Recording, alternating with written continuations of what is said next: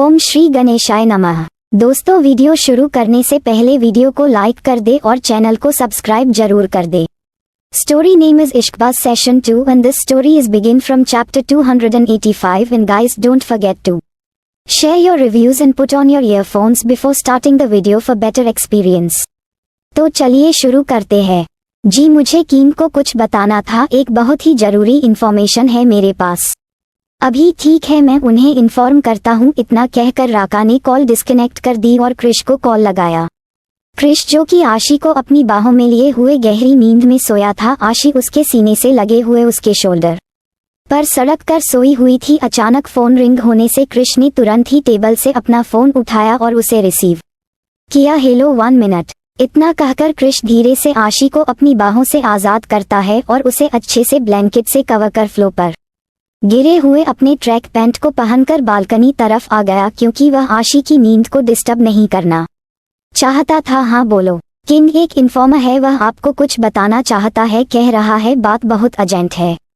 और यह सुनकर क्रिश के चेहरे की एक्सप्रेशन काफी कोल्ड हो गई। मैं आ रहा हूँ, कहते हुए क्रिश तेज कदमों के साथ वापस कमरे में क्लोजेस्ट रूम की तरफ गया। थोड़ी ही देर में वह रेडी होकर क्लोजेस्ट रूम से बाहर आया। अब अपने मोबाइल और वॉलेट लेकर जैसे ही बाहर जाने को हुआ कि तभी उसकी नज़र सोई हुई आशी पर गई। आशी को देखकर उसके कदम अपनी ही जगह पर रुक गए और अब वह अपने कदम आशी की तरफ बढ़ाकर उसके चेहरे की तरफ देखने लगा। वह धीरे से आशी के पास झुककर उसके गालों पर लाइट किस करते हुए बोला, I hope everything is fine otherwise. इन शब्दों को कहते हुए क्रिश की आंखों में कोई एक्सप्रेशन नहीं थे। अब वह आशी के बदन पर उसके ब्लैंकेट को अच्छे से कवर कर तेज कदमों के साथ कमरे से बाहर चला गया। थोड़ी ही देर में वह अपने एक डार्क पैलेस पर अपने इन्फॉर्मल के सामने था और एक बड़े से किंग साइज सोफे पर एक पैर के ऊपर दूसरा पैर चढ़ाए किसी राजा की तरह बैठा राका फिलहाल निक के साथ न्यूयॉर्क के लिए निकल गया था और क्रिश का इन्फॉर्मर अकेले में उसे कुछ बता रहा था, जिसे सुनते हुए क्रिश के चेहरे की एक्सप्रेशन डार्क हो रहे थे। तुम क्या कह रहे हो, तुम्हें मालूम है? ये सुनकर इन्फॉर्मल थोड़ा घबराते हुए बोला, सॉरी किंग, पर मेरे पास कुछ सबूत है। कहते हुए इन्फॉर्मल ने उसके सामने एक छोटा सा बॉक्स और एक कैसेट रखा। उन चीजों को देखते हुए क्रिश ने अपनी आंखों से उसे बाहर जाने का इशारा किया और इन्फॉर्मल चुपचाप वहां से चला गया। अब क्रिश के चेहरे पर कोई एक्सप्रेशन नहीं थे, वह अपनी कोल्ड नजरों से उन चीजों को देख रहा था। देखते ही देखते सुबह हो चुकी थी।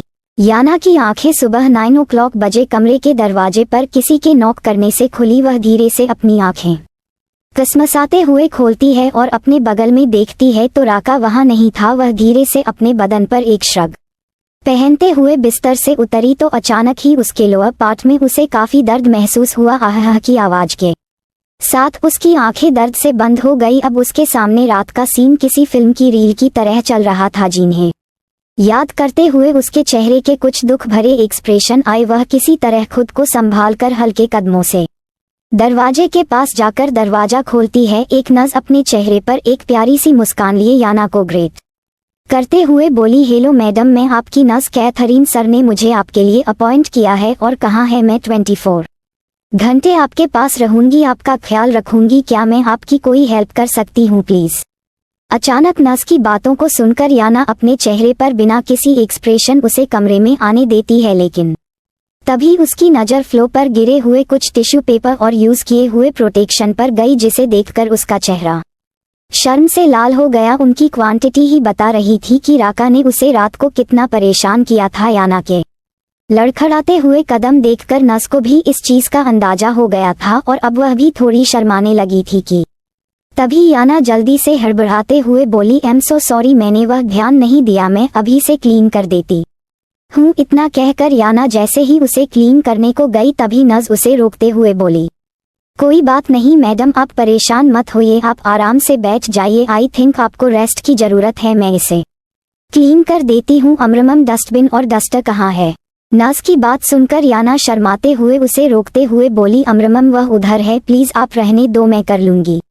कहते हुए याना थोड़ी हड़बड़ा रही थी और उसे देखकर नर्स उसे कंफर्टेबल करते हुए बोली, अरे नहीं मैडम, आप टेंशन मत लीजिए, हमें हर सिचुएशन के लिए ट्रेंड किया जाता है। इतना क्या कर नर्स अपने हाथों में ग्लव्स पहनकर उस जगह के मैस को क्लियर करने लगी। उसे ऐसा करते हुए देखकर याना को बहुत ज्यादा शर्म आ रही थी। उसे राका पर गुस्सा आ रहा था, भला वह पागल इंसान ये सब चीजें फ्लो पर कैसे छोड़ सकता है। याना ने गुस्से से दांत पीसते हुए दिल ही दिल में अपने आप से कहा, यह इडियट ऐसा कैसे कर सकता है, उफ मुझे कितनी शर्म आ रही है। कहते हुए याना अपने हाथों से अपने चेहरे को कवर कर रही थी कि तभी नज उसे शर्माते हुए देखकर मुस्कुराते हुए बोली, शर्मा यह नहीं मैडम, ये सब तो हस्बैंड और वाइफ में नॉर्मल है। वैसे लगता है सर आपको बहुत प्यार करते हैं।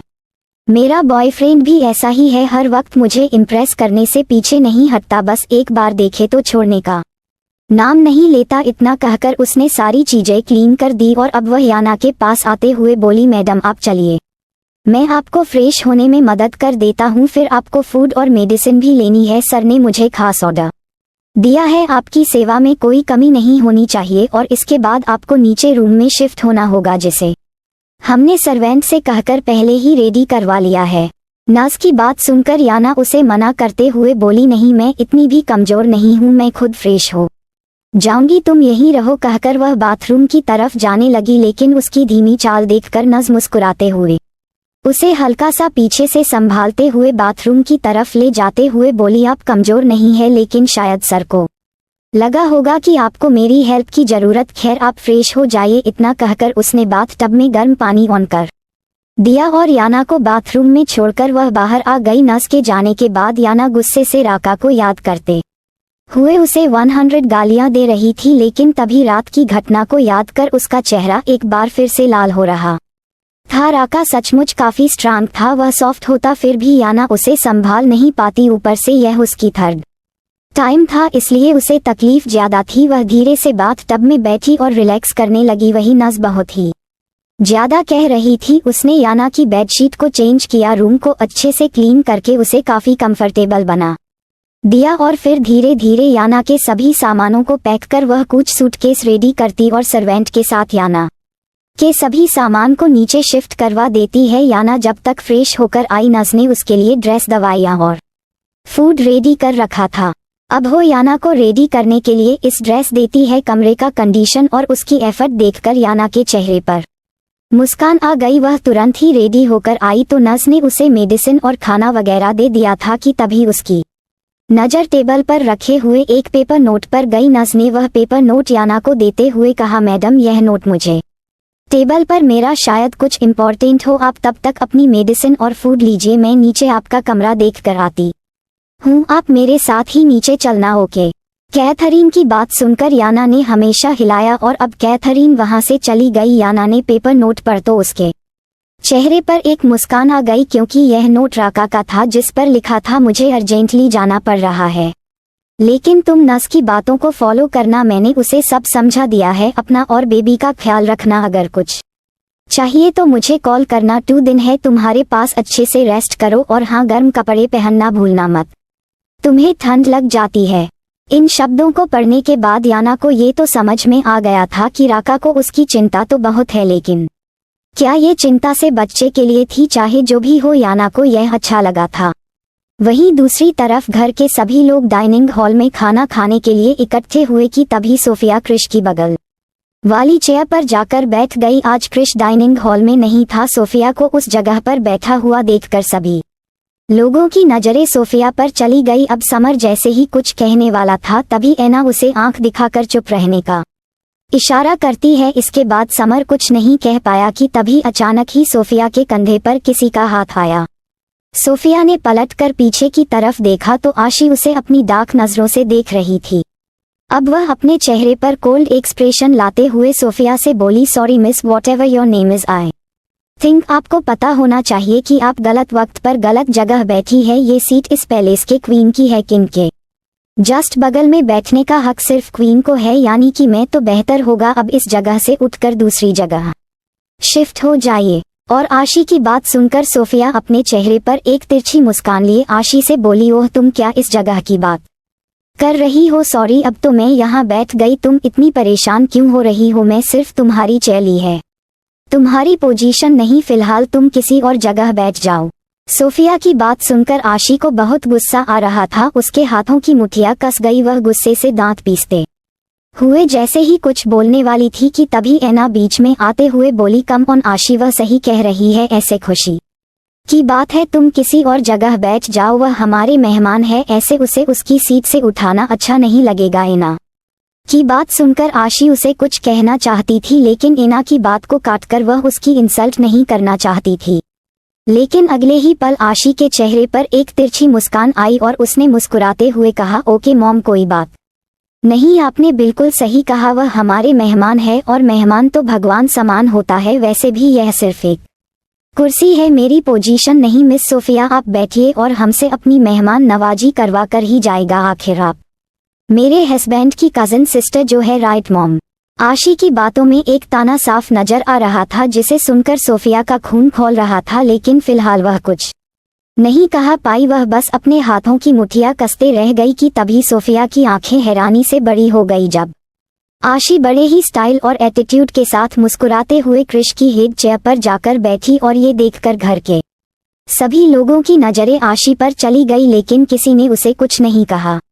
और ये देखकर सोफिया अपने चेहरे के जलन को संभाल नहीं पाई, वह आशी को घूर कर देखते हुए बोली, ये तुम कहाँ बैठी हो? ये तो क्रिश की हेड चेयर है, आई थिंक तुम उस पर नहीं बैठ सकती, इस पर हेड ऑफ द फैमिली बैठता है। और सोफिया की बात को सुनकर आशी अपने चेहरे पर एटीट्यूड स्माइल लिए उसकी तरफ घूर कर देखते हुए बोली, क्यों, क्या हुआ, मैं यहाँ क्यों नहीं बैठ सकती? आई थिंक आपको मालूम होगा मैं सोफिया की आप जैसे हेड ऑफ द फैमिली की बात कर रही हैं, वह मेरा हस्बैंड है और मैं उसकी इकलौती लीगल वाइफ हूँ, तो इस नाते मेरे हस्बैंड की हर एक चीज पर बराबर का हक है, चाहे वह ये चेयर हो या उसकी पोजीशन। और आपकी जानकारी के लिए मैं बता दूं, मेरे साइको ने खुद मुझे ये हक दिया है, वह इस पैलेस का किंग है और मैं उसकी क्वीन। तो जहां तक मुझे याद है क्वीन हमेशा अपने किंग के बगल में ही बैठती है, मुझे नहीं लगता इसके अलावा कोई भी ऐसी जगह है जो मेरे स्टेटस के बराबर है, सो एंजॉय योर फूड। और आशी की बातों को सुनकर ऐना और राहुल एक दूसरे का चेहरा देखने लगे। समर और गोरी के चेहरे पर एक स्माइल थी, क्योंकि ना जाने क्यों उन्हें भी सोफिया से कोई अच्छी वाइब नहीं आ रही थी कि तभी सोफिया अपने हाथों में लिए हुए चम्मच को अपनी मुट्ठी में कस के दबाते हुए आशी की तरफ देखते हुए बोली, तुम्हें नहीं लगता कि तुम्हें अपनी इस पोजीशन का कुछ ज्यादा ही घमंड हो रहा है? माना कि तुम उसकी वाइफ हो, लेकिन जहां तक मैं क्रिश को जानती हूँ उसे ये बिल्कुल भी पसंद नहीं कि कोई उसकी चीजों को हाथ भी लगाए, खासतौर से उसकी पोजीशन पर उसके आगे बोलने की हिम्मत आंटी और अंकल को भी नहीं होती। तो तुम्हारी क्या तुम समझ रही हो ना?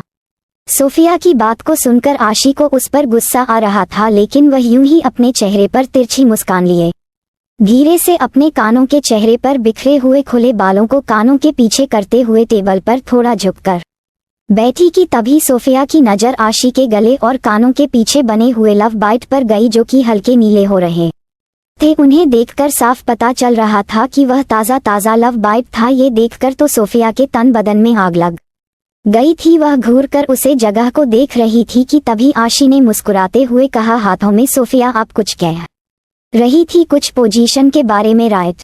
मुझे मालूम है साइको अपनी चीजों को लेकर बहुत ही ज्यादा पजेसिव है, खास तौर से अपनी पावर को लेकर, लेकिन ये सब चीज बाहर वाले लोगों के लिए है, उसकी वाइफ के लिए नहीं। आप मेरी चिंता मत कीजिए, अपने साइको को हैंडल करना मैं बहुत अच्छे से जानती हूँ। बेहतर होगा आप अपना ब्रेकफास्ट कीजिए, क्योंकि शायद आपको मालूम नहीं, लेकिन यहाँ ब्रेकफास्ट करने के कई रूल है। खाने की टेबल पर लोग फालतू के बकवास नहीं करते हैं। डाइनिंग टेबल पर आने और जाने का फिक्स टाइम है, कहीं ऐसा ना हो आपको लंच तक वेट करना पड़े, सो प्लीज कंटिन्यू। इन शब्दों को कहते हुए आशी के चेहरे पर कातिलाना मुस्कान थी, जिसे देखकर तो सोफिया का दिमाग फटा जा रहा था कि तभी ऐना उन दोनों को रोकते हुए बोली, यह तुम लोग क्या बातें कर रही हो, चुपचाप खाना खाओ। सोफिया की तरफ देखकर सोफिया रिलैक्स, वो क्रिश की वाइफ है और क्रिश ने उसे पूरा हक दिया है अपनी चीजों को यूज करने का। बेहतर होगा तुम उसे पर ध्यान ना दो। ऐना की बात सुनकर सोफिया आगे कुछ नहीं कहा पाई, लेकिन उसे आशी और ऐना पर भी गुस्सा आ रहा था कि तभी क्रिश तेज कदमों के साथ हॉल में दाखिल होता है। क्रिश के पैरों की आहट सुनकर आज ही धीरे से मुस्कुरा कर अपनी जगह से खड़ी होते हुए बोली, साइको अच्छा हुआ तुम आ गए, आओ ना हमारे साथ ब्रेकफास्ट करो। आशी की बात सुनकर क्रिश तेज कदमों के साथ के रास्ते अपने कमरे की तरफ जाते हुए बोला, no Firefly, you continue. Krish की बात सुनकर एना ने उसे आवाज देते हुए कहा, क्रिश बेटा मेन ब्रेकफास्ट तुम्हारे कमरे में भिजवा दूं। आशी की तरफ देखकर, आशी तुम जाओ क्रिश को कमरे में देखो, मैं खाना भिजवाती हूँ।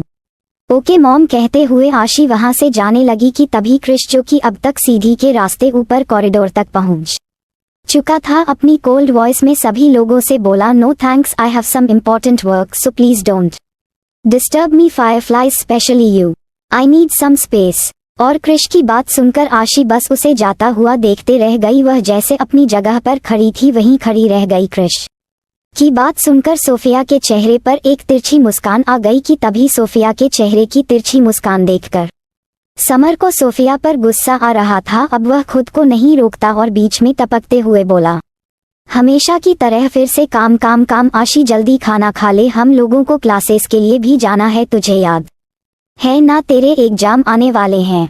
चल, इसी बात पर एक शेर अर्ज है तो अर्ज किया। गौरी मुस्कुरा कर, इरशाद।